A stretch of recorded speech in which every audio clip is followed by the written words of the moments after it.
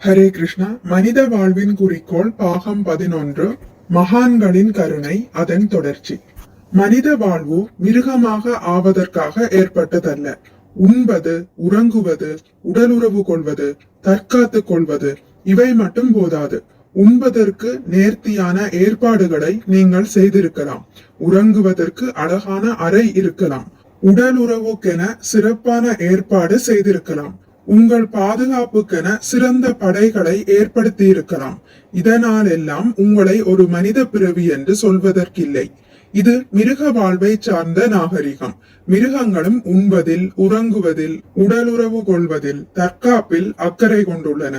உடல் சம்பந்தமான இதே 4 விஷயங்களில் நீங்களும் ஈடுபட்டிருந்தால் மனித வாழ்விற்கும் மிருக வாழ்விற்கும் என்ன வித்தியாசம்? வித்தியாசம் மனிதனாக பிறந்தவன் அறியும் ஆர்வம் உள்ளவன் என்பதில் அடங்கியிருக்கிறது.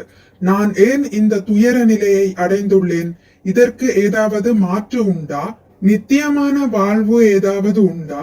நான் மரணமடைய விரும்பவில்லை. நான் மிக மகிழ்ச்சியாகவும் அமைதியாகவும் வாழ விரும்புகிறேன்.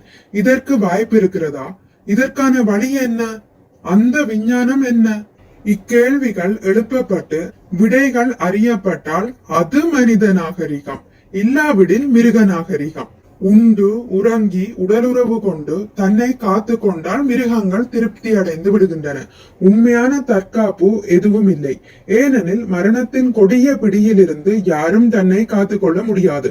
உதாரணமாக இரண்யகசிப்பு நிரந்தரமாக வாழ விரும்பி கடும் தவங்களை மேற்கொண்டார்.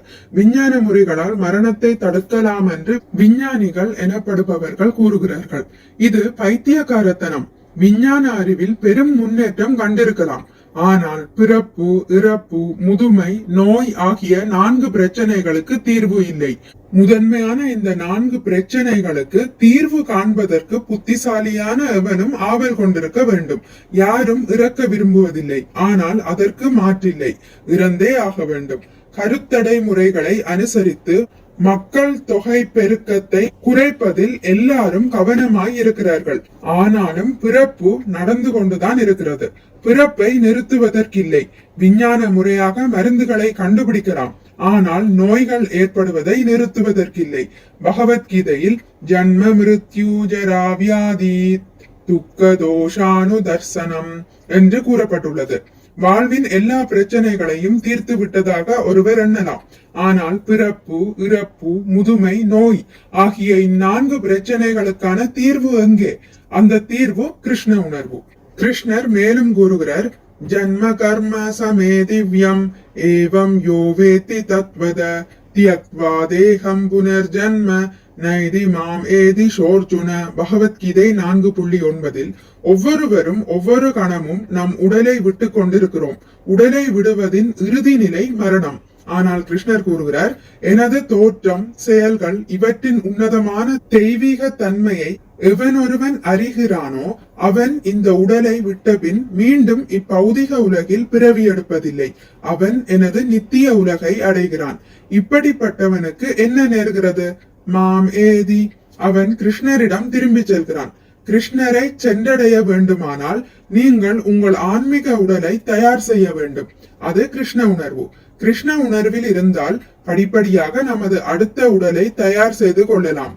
அந்த ஆன்மீக உடல் நம்மை கிருஷ்ணரின் இருப்பிடமான கிருஷ்ண லோகத்திற்கு உடனடியாக இட்டு செல்லும். அங்கு நாம் மகிழ்ச்சியாயிருக்கலாம், நிரந்தரமாக தங்கி ஆனந்தமாய் இருக்கலாம்.